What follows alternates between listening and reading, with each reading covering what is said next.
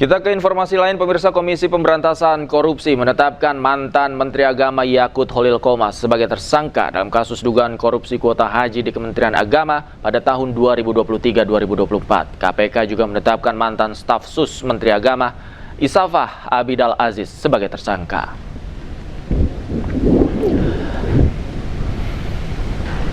KPK telah beberapa kali memeriksa mantan Menteri Agama Yakut Holil Qomas. Pemeriksaan pertama dilakukan pada Agustus 2025 dalam tahap penyelidikan. Kemudian pada September 2025 mantan Ketua Umum GP Ansor tersebut kembali diperiksa dalam tahap penyidikan. Kasus berawal dari pemberian kuota haji tambahan dari pemerintah Arab Saudi untuk Indonesia sebanyak 20.000 kuota. Kuota seharusnya dibagikan 92% untuk kuota reguler dan 8% untuk kuota haji khusus. Namun, Yakut membagikan 10.000 kuota untuk reguler dan 10.000 kuota untuk haji khusus. KPK menduga kuota khusus tambahan ini diperjualbelikan. KPK juga menduga adanya aliran uang dari Biro Perjalanan dan Asosiasi Haji kepada pihak Kementerian Agama atas kuota tambahan tersebut. Ya, dua tersangka, yang pertama saudara YCQ selaku ex-menteri agama, yang kedua saudara IAA selaku staf sus dari Menteri Agama tersebut. Kalau swasta yang dicegah itu gimana? Saat ini yang sudah ditetapkan sebagai tersangka dua orang tersebut. Ya. Jadi nanti kita masih akan fokus terkait dengan penyidikan untuk dua tersangka ini.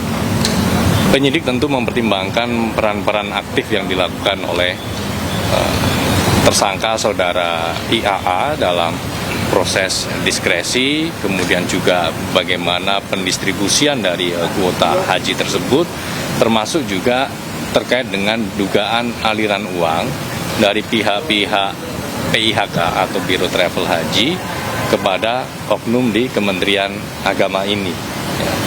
Dari perbuatan melawan hukum yang bersangkutan ini, maka kemudian penyidik menetapkan tersangka kepada dua orang, yaitu saudara YCQ dan saudara IAA.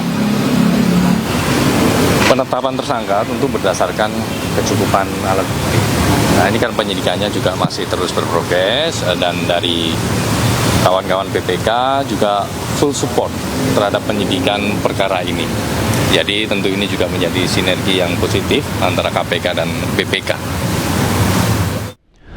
Dan untuk mengetahui informasi selengkapnya mengenai penetapan tersangka mantan Menteri Agama Yakut Holil Qomas, sudah ada rekan kami Ismalia Medasari di gedung KPK Jakarta. Selamat malam, Ismalia. Setelah ditetapkan sebagai tersangka, kapan Yakut akan diperiksa? Ya, selamat malam Davi dan juga pemirsa. Kalau ditanya kapan Yakut akan diperiksa sebagai seorang tersangka, yang memang KPK sudah menetapkan Yakut Holil Qomas beserta satu orang lainnya ini pada tanggal 8 Januari maksud kami 2026 pada Kamis lalu. KPK memang belum memberikan statement resmi kapan akan dipanggil dan diperiksanya Yakut beserta satu orang tersangka lainnya. Namun KPK memastikan setelah diperiksa nantinya Yakut beserta satu orang tersangka ini akan ditahan, seperti itu Davi.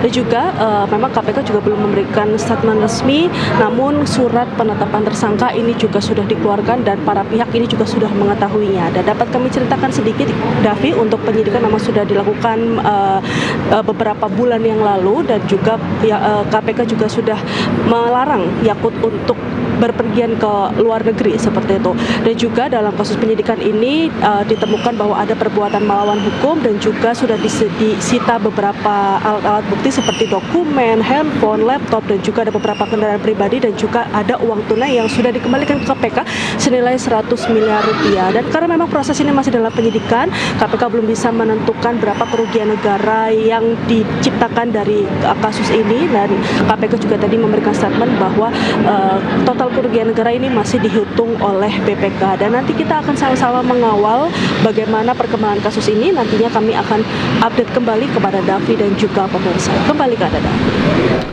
Baik, terima kasih Ismalia Medasari melaporkan langsung dari gedung KPK Jakarta. Selamat malam, selamat bertugas kembali. Pemirsa, mantan Menteri Agama Yakut Holil Qomas ditetapkan sebagai tersangka oleh KPK terkait kasus korupsi kuota haji. Usai ditetapkan sebagai tersangka, komplek perumahan Yakut di kawasan Condet, Jakarta Timur Jumat sore dijaga ketat oleh sejumlah petugas keamanan. Kediaman Yakut Holil yang berada di Mahkota Residences Condet, Jakarta Timur dijaga ketat sejumlah petugas keamanan. Selain penghuni, petugas keamanan melarang siapapun untuk masuk ke dalam kompleks, termasuk awak media yang hendak meliput. Kediaman Yakut saat ini hanya dihuni oleh anggota keluarganya. Terkait keberadaan Yakut, petugas keamanan kompleks mengaku tidak mengetahuinya.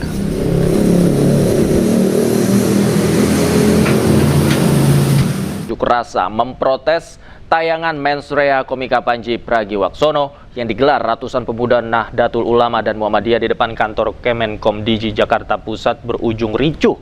Massa mendesak Komdiji turun tangan terkait materi komika Panji yang dinilai tidak lagi mengedepankan komedi yang sehat dan edukatif. Kami betul-betul kecewa. Dan bubar. Ketegangan terjadi saat unjuk rasa ratusan pemuda NU dan Muhammadiyah di depan gedung Kemenkomdiji Gambir, Jakarta Pusat, memprotes materi komika Panji Pragiwaksono di acara Mensrea yang ditayangkan Netflix. Kericuhan terjadi saat polisi memadamkan sejumlah atribut yang dibakar massa di depan pintu gerbang. Meski kericuhan bisa diredam, namun sejumlah pengunjuk rasa yang tak terima sempat terlibat ketegangan dengan petugas. Pengunjuk rasa menilai materi stand up Panji tidak lagi mengedepankan komedi yang sehat dan edukatif, di mana hal tersebut berpotensi bisa memecah belah bangsa. Selain mendesak Komdigi turun tangan terkait tayangan tersebut, massa juga mendesak Panji meminta maaf kepada NU dan Muhammadiyah karena kedua ormas tersebut jadi bahan candaan. Aliansi Muda NU dan Pemuda Muhammadiyah juga meminta pihak kepolisian segera melakukan pemanggilan kepada Panji mengingat adanya dugaan pelecehan dan penghinaan dalam tayangan tersebut. Dari Jakarta, Rani Sanjaya, iNews melaporkan. Pemirsa, Ormas Islam Nahdlatul Ulama dan Muhammadiyah menegaskan pelapor Panji tak terafiliasi dengan kedua ormas Islam tersebut. Laporan terhadap Panji Pragiwaksono dilakukan oleh pihak yang mencatut nama NU dan Muhammadiyah.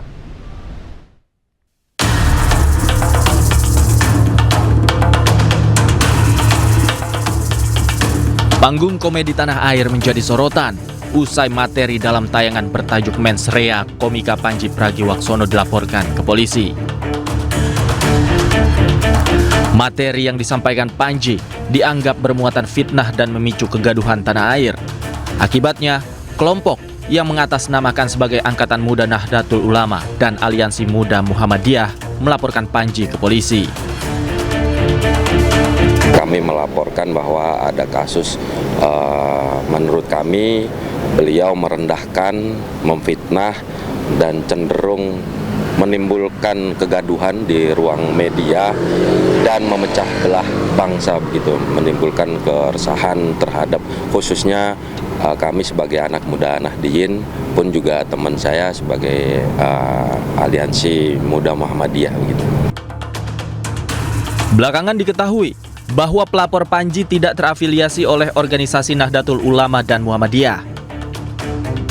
Melalui unggahan di media sosial, Majelis Pembinaan Kader dan Sumber Daya Insani PP Muhammadiyah menyebut tindakan atas nama Aliansi Muda Muhammadiyah bukanlah sikap resmi PP Muhammadiyah. Bantahan juga disampaikan oleh Ketua PBNU Ulil Absar Abdallah melalui kanal resmi NU Online. Ulil menyebut organisasi pelapor Panji Pragiwaksono bukan bagian dari PBNU. Ia menegaskan banyak kelompok yang mencatut nama PBNU untuk melakukan beragam aktivitas, termasuk aktivitas hukum. Ulil menyebut bahwa masyarakat butuh ruang humor dan menyayangkan jika komika dilaporkan akibat materi stand up-nya. Pertunjukan stand up komedi Mensrea Panji Pragiwaksono viral di media sosial usai tayang di sebuah platform layanan streaming berbasis langganan. Sebelumnya, Mensrea sudah lebih dulu hadir dalam tur 10 kota di Indonesia sepanjang tahun 2025. Tim Liputan iNews melaporkan. Ketua PBNU Rumadi Ahmad memastikan tidak mengenal kelompok Angkatan Muda Nahdlatul Ulama yang melaporkan Komika Panji Pragiwaksono. Sementara menurut pakar hukum pidana Abdul Fikar Hajar, KUHP yang baru tidak bisa berlaku ke belakang sehingga pertunjukan mens rea yang digelar Panji pada periode April hingga Agustus 2025 tidak bisa dijerat dengan KUHP yang baru. Dan berikut cuplikannya dalam dialog bersama rekan kami Diandra. Dari NU sendiri bagaimana Pak tanggapannya? Ya, tentu seperti yang tadi saya sampaikan ya, bahwa NU sama sekali tidak terlibat dalam proses pelaporan ini, dan kami sih mengharapkan teman-teman di kepolisian juga profesional dalam menangani kasus ini. Apalagi tadi seperti yang disampaikan oleh Pak Fikar bahwa mereka menggunakan nama Nahdlatul Ulama. Nah, perlu dipahami bahwa Nahdlatul Ulama itu adalah sebuah organisasi yang di dalamnya ada aturan-aturan, ada ketentuan-ketentuan organisasi yang harus ditaati. Nanti tinggal polisi saya kira harus melihat apakah teman-teman yang mengatakan Angkatan Muda Nahdlatul Ulama itu legal standing-nya seperti apa. Baik, Pak Fikar, komedian seperti Panji apakah layak dipidana karena mengkritisi atau mengeluarkan keresahan-keresahan yang sebetulnya ini memang terjadi di masyarakat gitu Pak? Iya. Seperti yang dikatakan Pak Rumadi itu tadi, komedi ini bagian dari kesenian sebenarnya, kesenian, dan semua kesenian itu adalah ruang ekspresi. Ya, karena kita mengatasnamakan kesenian, artinya di situ ada keindahan. Sebenarnya itu ininya ya. Di ruang kesenian itu ruang yang memang menampilkan keindahan. Nah, keindahan itu bisa diciptakan tidak melulu hanya dari umpamanya kata-kata yang baik, sesuatu yang terlihat mengagumkan dan sebagainya, tetapi juga berkesenian itu, kritik juga bagian dari isi berkesenian itu gitu, atau kesenian itu juga bisa menjadi sarana untuk melakukan kritik umpamanya seperti itu, dan itu sah-sah saja gitu kalau menurut saya. Nah, apalagi ruangnya adalah ruang kesenian. Nah, maka kalaupun umpamanya ada orang yang marah, maka perlawanan yang pas adalah melalui kesenian juga. Sementara itu Polda Metro Jaya menindaklanjuti laporan terhadap Komika Panji Pragiwaksono terkait dugaan penghasutan di muka umum dan penistaan agama dalam pertunjukan stand up komedi bertajuk Mens Rea. Polisi akan segera menjadwalkan pemeriksaan terhadap Panji Pragiwaksono. Laporan tentang dugaan penghasutan di muka umum dan dugaan penistaan agama berkaitan dengan pernyataan dalam sebuah acara bertajuk tanda kutip Mens Rea. Ya, karena acara tersebut namanya tanda kutip Mens Rea. Ya. Selanjutnya perkara ini masih dalam proses penyelidikan. Kami tegaskan proses penyelidikan. Berarti kalau proses penyelidikan, kawan-kawan penyidik akan melakukan klarifikasi kepada masing-masing yang bersangkutan, baik pelapor, saksi maupun saudara terlapor, ya, yang kalau nanti hasilnya akan dilakukan gelar perkara, apakah ada unsur pidana atau tidak, nanti kita akan lihat dari hasil penyelidikan. Komika Panji Pragiwaksono tanggapi laporan polisi yang ditujukan kepadanya imbas pertunjukan Mens Rea yang dituding membuat kegaduhan. Panji mengungkapkan rasa terima kasih atas gelombang dukungan yang diterima dari masyarakat. Hai, apa kabar Indonesia? Gue cuma mau bilang terima kasih untuk dukungannya, untuk doanya. Banyak banget yang ngedoain yang baik-baik ke gue. Gue juga baik-baik aja. Gue lagi di New York habis ngisi siaran, dan sekarang lagi mau balik ke rumah.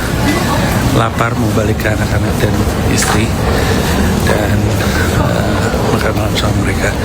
Semoga lu juga sehat, semoga lu juga baik-baik aja. I love you guys, dan terima kasih sudah mencintai kesenian stand up comedy.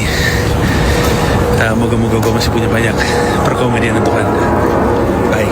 Di Newsroom, pemirsa, dua tersangka kasus ijazah palsu Egy Sujana dan Damai Harilubis mendatangi kediaman Presiden ke-7 Joko Widodo di Solo, Jawa Tengah. Pertemuan tersebut digelar secara tertutup.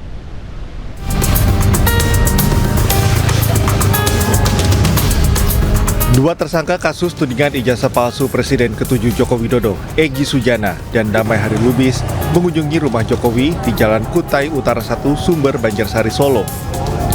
Kediaman Presiden ke-7 Joko Widodo mendadak sepi dari warga yang biasanya ramai berfoto bersama. Awak media yang biasa meliput pun tak diperkenankan masuk ke area kediaman Jokowi dan hanya diperkenankan memantau dari jalan raya. Kepastian kabar kedatangan dua tersangka ke kediaman Jokowi dibenarkan Ajudan Jokowi Kompol Syarif Muhammad Fitriansyah. Ia membenarkan Egy Sujana dan Damai Lubis mendatangi kediaman Jokowi didampingi kuasa hukum Eli dan Neti. Meski demikian, Syarif enggan berkomentar terkait pertemuan antara dua tersangka tersebut bersama Jokowi. Menurutnya, pertemuan dilakukan secara tertutup.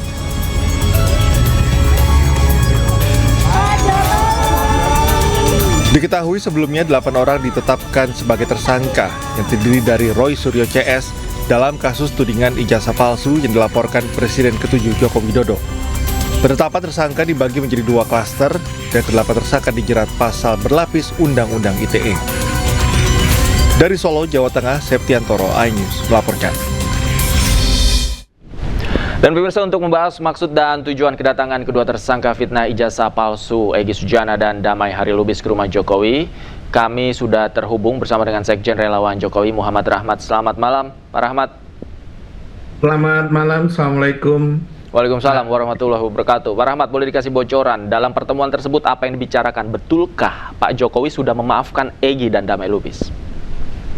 Ya, ada banyak hal yang dibicarakan di dalam pertemuan tertutup itu, dan memang betul Bapak Jokowi memberikan maaf kepada Bapak Egy Sujana dan Pak Damai Harilubis. Oke, kalau sudah dimaafkan, bagaimana dengan proses hukumnya, Pak? Ya, tentu pemberian maaf dari Bapak Jokowi ini kita harapkan menjadi atensi dari pihak kepolisian Polda Metro Jaya, dan tentu keputusan akhirnya nanti ada di keputusan Polda Metro Jaya. Oke, artinya kalau berharap ini menjadi atensi, Pak Jokowi berharap bahwa kedua orang ini tidak dilanjutkan ya proses hukumnya? Iya, tetapi keputusannya ada di Polda kan. Ya, tapi Bapak Jokowi berharap, kita semua berharap agar kasus Pak Damai Harilubis dan Pak Egy Sujana ini bisa tuntas secepat-cepatnya. Oke, dari yang Anda ketahui, pertemuan ini diinisiasi oleh siapa, Pak? Tidak ada siapa yang menonjol di dalam hal ini. Kami pun dari Rejo hanya kebagian tugas sebagai frontline pion. Banyak pihak yang punya peran di dalam pertemuan ini, dan tentunya pertemuan ini adalah kemauan dan kesadaran dari Pak Egy dan Pak Damai Harilubis sendiri. Oke, artinya Pak Egy dan Pak Damai ya yang memohon waktu kepada Pak Jokowi untuk menerima mereka, begitu Pak ya? Ya, saling terkait sih sebetulnya. Kami memfasilitasi Pak Egy berkenan mengunjungi kediaman Pak Jokowi, Pak Damai juga demikian. Lalu kami komunikasikan dengan Bapak, dan Bapak juga berkenan untuk menerima. Berapa lama Pak pertemuan itu, Pak? Cukup lama ya, hampir 1 jam. Oke, artinya hampir 1 jam cukup banyak yang dibicarakan di dalamnya, Pak. Apakah juga kemungkinan untuk menerima tersangka lainnya, misalnya di kediaman Pak Jokowi juga dibicarakan pada saat itu? Pada saat itu kita fokus hanya bicara dan berbincang terkait Pak Egy dan Pak Damai Harilubis dan isu-isu lain ya untuk kemajuan bangsa dan negara. Oke, kalau secara umum pandangan Pak Joko Widodo terhadap Pak Egy Sujana dan Pak Damai seperti apa sih Pak? Bisa digambarkan mungkin Pak? Ya, Pak Egy Sujana adalah tim suksesnya Pak Jokowi ketika Pak Jokowi maju untuk pemilihan wali kota Solo. Jadi ini teman lama. Kemudian Pak Egy juga ternyata tim sukses Pak Jokowi ketika Pak Jokowi maju di Pilkada DKI. Jadi pertemuan sahabat lama ini, kami yang hadir di dalam ruangan yang sangat terbatas itu juga sangat terharu karena Pak Jokowi, Pak Egy, Pak Damai Hari Lubis itu begitu ketemu berpelukan seperti sahabat yang sudah lama tidak bertemu begitu. Artinya pertemuan hangat terjadi pada malam itu, Pak, ya? Sangat hangat dan sangat mengharukan. Oke, baik. Baik, terima kasih Pak Rahmat atas bocoran dan informasinya bersama kami di iNewsroom. Selamat malam Pak Rahmat, sehat selalu. Pemirsa, Polda Metro Jaya menghentikan kasus dugaan pembunuhan diplomat muda Kementerian Luar Negeri Arya Daru Pangayunan. Polisi terbuka jika pihak keluarga punya novum atau bukti baru.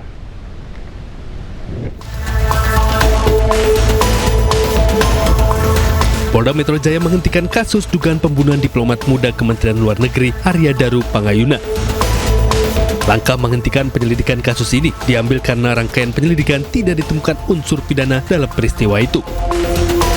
Meski demikian, kepolisian terbuka jika pihak keluarga Arya Daru memiliki novum atau bukti baru.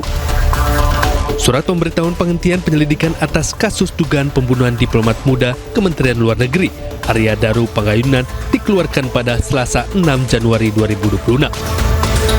Surat tersebut ditujukan kepada istri dari Arya Daru Pangayunan.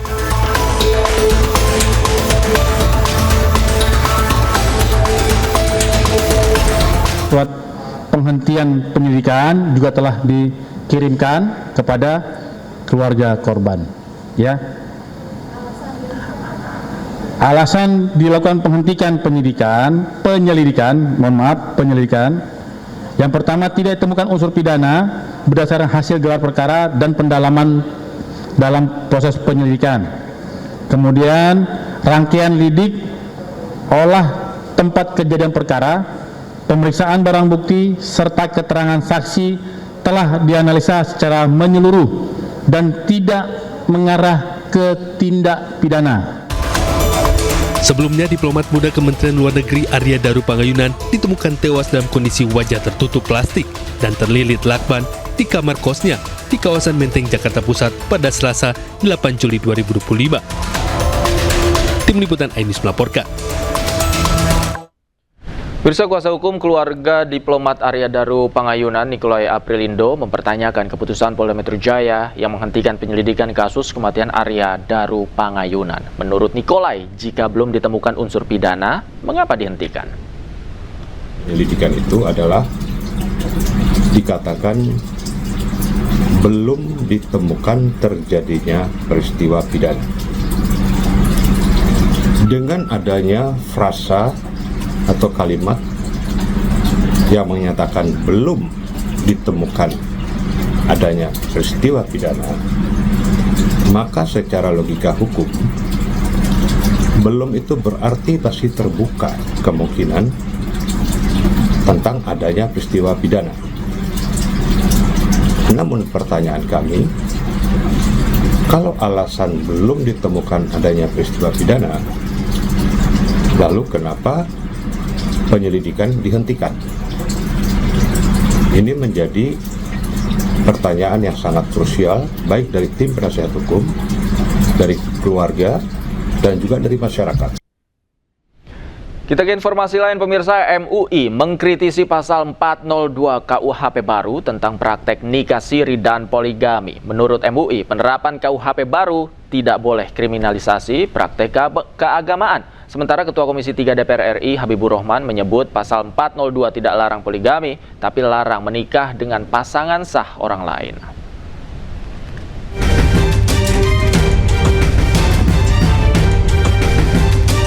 2 Januari 2026, pemerintah secara resmi memberlakukan KUHP baru menggantikan sistem hukum kolonial yang telah digunakan berpuluh-puluh tahun. Majelis Ulama Indonesia turut mengkritisi KUHP pasal 402 yang dinilai dapat mempidanakan praktek nikah siri dan poligami. Menurut Ketua MUI Bidang Fatwa Asrorun Niam, penerapan KUHP baru tidak mengkriminalisasi praktek keagamaan yang telah dijalankan, salah satunya nikah siri dan poligami. Sementara itu, Ketua Komisi 3 DPR RI Habibur Rahman menegaskan jika KUHP tidak melarang pernikahan siri atau poligami, tetapi melakukan perkawinan apabila ada halangan yang sah atau menikah dengan pasangan sah orang lain. Ya kan? Tentu itu akan menimbulkan konflik sosial. Jadi bukan larangan nikah siri ya, yang ada dalam KUHP ya, atau larangan poligami, tapi pernikahan itu ada syarat-syaratnya ya, dan syarat-syarat itu harus dipenuhi. Sementara itu, menurut Asrorun, dalam hukum Islam penghalang sah perkawinan terjadi saat perempuan terikat dalam perkawinan dengan laki-laki lain. Sementara bagi laki-laki, keberadaan istri pertama tidak menjadi penghalang yang membuat pernikahan berikutnya menjadi tidak sah. MUI sendiri mengapresiasi KUHP terbaru, namun menurut Asrorun, implementasi KUHP harus tetap diawasi agar mendatangkan manfaat dan tidak bertentangan dengan hukum Islam. Tim Liputan iNews melaporkan.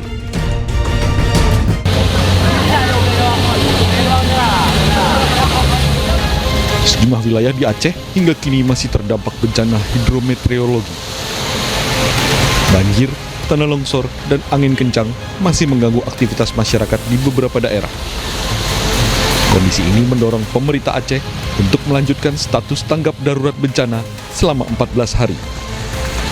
Maka saya sebagai Gubernur Aceh dengan ini menetapkan perpanjangan ketiga status tanggap darurat bencana hidrometeorologi Aceh tahun 2026 selama 14 hari ke depan terhitung sejak tanggal 9 sampai dengan 22 Januari 2026. Pemerintah Aceh juga mengimbau masyarakat tetap waspada terhadap potensi cuaca ekstrim dan mengikuti arahan petugas. Tim Liputan iNews melaporkan. Pemirsa, banjir bandang yang membawa kayu gelondongan kembali terjang Kabupaten Bener Meriah, Aceh. Banjir bandang yang bawa kayu gelondongan terjadi di kawasan aliran Sungai Wihgile, Kampung Fajar Harapan, Kecamatan Timang Gajah. Material kayu yang terbawa arus banjir melintas di perkampungan warga dengan cukup deras yang membuat warga panik dan berhamburan keluar rumah. Menurut Pusat Data dan Informasi Posko Penanganan Bencana Hidrometeorologi Bener Meriah, air yang bawa material kayu tidak sempat meluap karena sungai yang dalam. Hingga saat ini belum ada laporan terkait kerusakan jembatan utama, khususnya di ruas Jalan Nasional Biren Takengon yang melintasi kampung tersebut.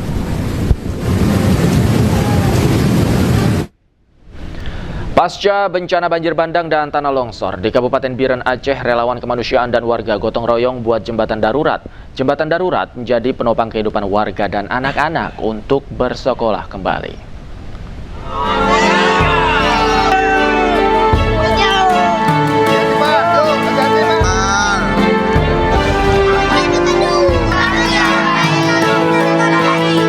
Pasca banjir bandang dan tanah longsor di Kabupaten Biren Aceh, relawan kemanusiaan dan warga gotong royong membangun jembatan darurat.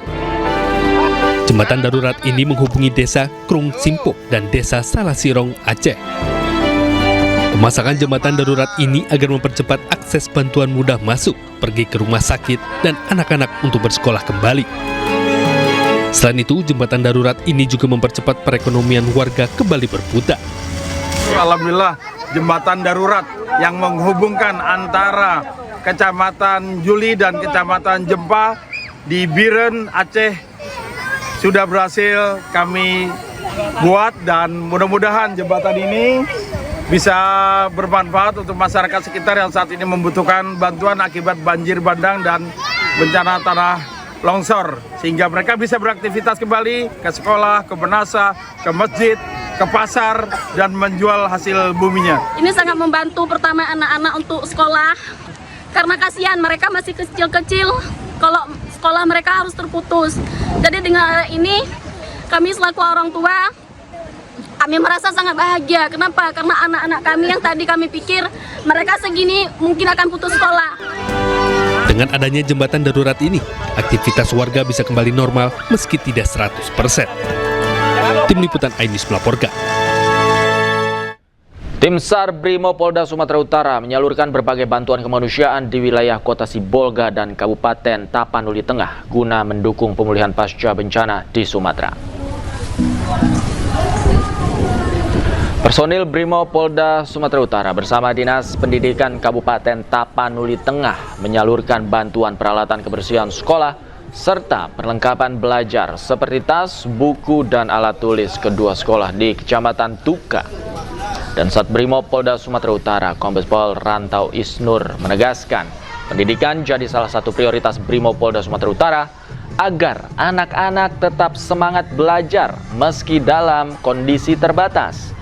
Selain alat sekolah, tim SAR Brimob juga mendistribusikan sembako di Desa Sigiring-Giring, Kecamatan Tuka. Pendistribusian air bersih juga dilakukan di Desa Sibuluan Nalambo, Kecamatan Sarudik. Pemirsa, dalam rangka percepatan pemulihan pasca bencana, pembangunan Huntara terus dikebut. Hingga kini progres pengerjaan mencapai 36,5%.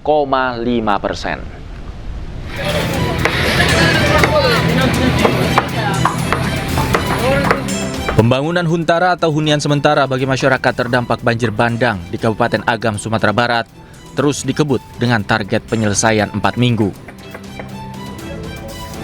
Di atas lahan seluas 85 kali 64 meter akan didirikan 24 barak dengan total 117 unit hunian yang nantinya akan dihuni oleh 117 kepala keluarga. Harapannya, masyarakat terdampak banjir bandang dapat segera menempati hunian sementara yang layak, aman, dan manusiawi. Tim Liputan iNews melaporkan. Pemirsa, usai meninjau wilayah terdampak banjir di Kabupaten Balangan, Wakil Presiden Gibran Rakabuming Raka melanjutkan kunjungan kerja ke Kabupaten Banjar, Provinsi Kalimantan Selatan yang juga terdampak banjir.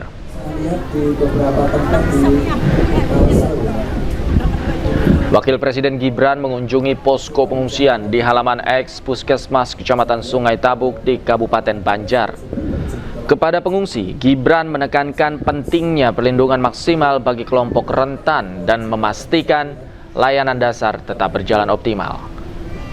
Gibran juga minta agar ketersediaan obat-obatan, air bersih, sanitasi, serta fasilitas pendukung lainnya terus terjaga. Usai dari posko pengungsian, Gibran meninjau dapur umum untuk memastikan penyediaan makanan bagi pengungsi berjalan baik. Dengan menggunakan perahu karet, Wapres melihat langsung kondisi rumah-rumah terdampak sekaligus menyerap aspirasi masyarakat di lapangan. Perbaikan. Jadi Bapak Ibu,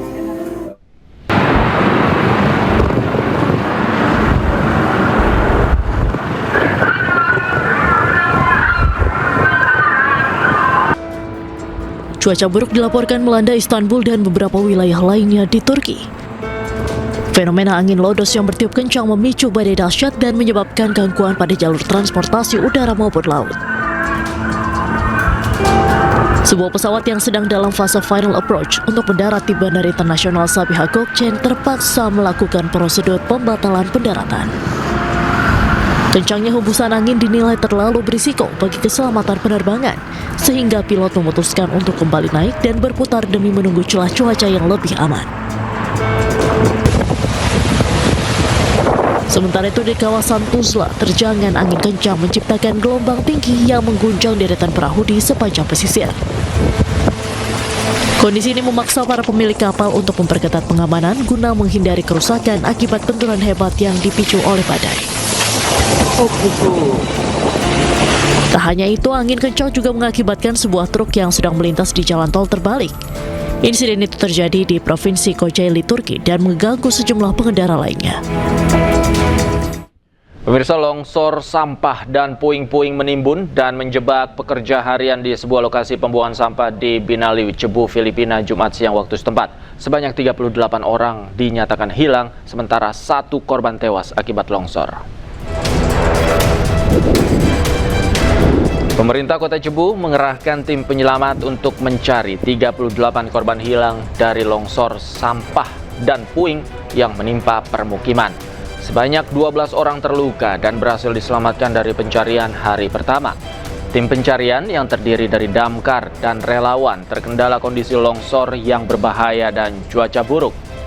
Anggota Dewan Lingkungan Kota Cebu menjelaskan longsor terjadi diakibatkan hujan yang turun selama berhari-hari dan menimpa permukiman di dekat lokasi pembuangan sampah. Pemirsa, serangan Israel di seluruh jalur Gaza Kamis siang tewaskan 13 orang dan lukai sedikitnya 12 orang.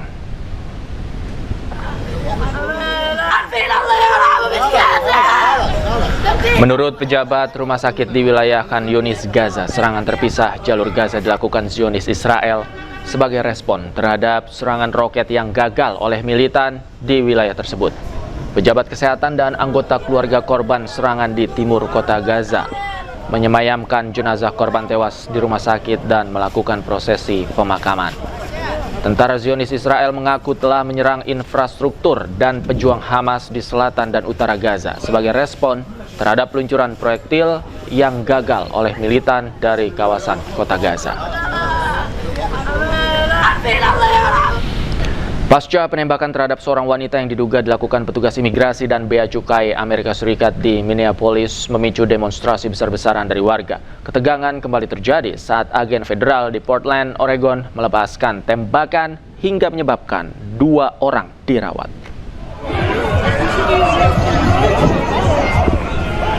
Kamis siang waktu Portland, sebuah tragedi penembakan terhadap 2 warga sipil kembali terjadi.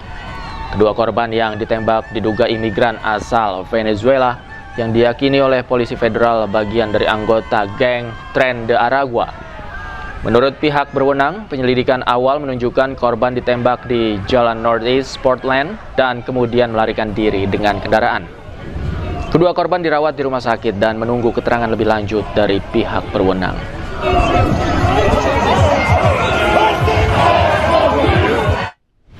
Bentrokan pecah di Minneapolis, Amerika Serikat saat ratusan demonstran berhadapan dengan agen imigrasi dan bea cukai ICE Kamis waktu setempat. Aksi dipicu penembakan brutal terhadap seorang wanita oleh petugas imigrasi dan bea cukai Amerika Serikat. Dan pemirsa, informasi yang akan hadir ini sekaligus menutup jumpa kita di iNewsroom malam hari ini. Temukan informasi-informasi terbaru lainnya di www.inews.id dan cuplikan tayangan berita iNews juga dapat Anda saksikan di kanal YouTube @official iNews. Sesaat lagi rekan saya Gede Satria akan hadir dalam program iNews Prime. Wakili kerabat kerja yang bertugas, saya Davi Pratama pamit undur diri. Terima kasih, selamat malam, selamat berakhir pekan, sampai jumpa.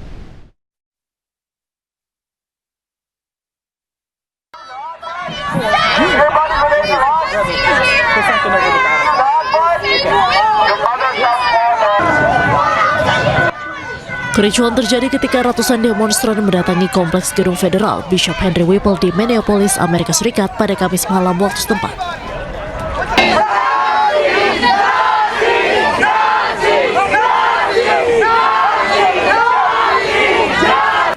Kerumunan massa berkumpul melayangkan protes dengan teriakan slogan menentang imigrasi dan bea cukai ICE Amerika Serikat.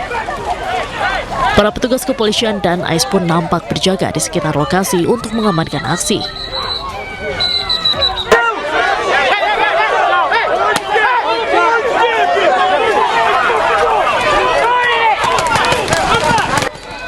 Situasi memanas saat aparat mengejar sejumlah perusuh dan melakukan penangkapan. Meski demikian, unjuk rasa terus berlangsung hingga malam hari. Departemen Keamanan Dalam Negeri Amerika Serikat menyebut sekitar 600 orang terlibat dalam aksi itu dengan 11 demonstran ditahan.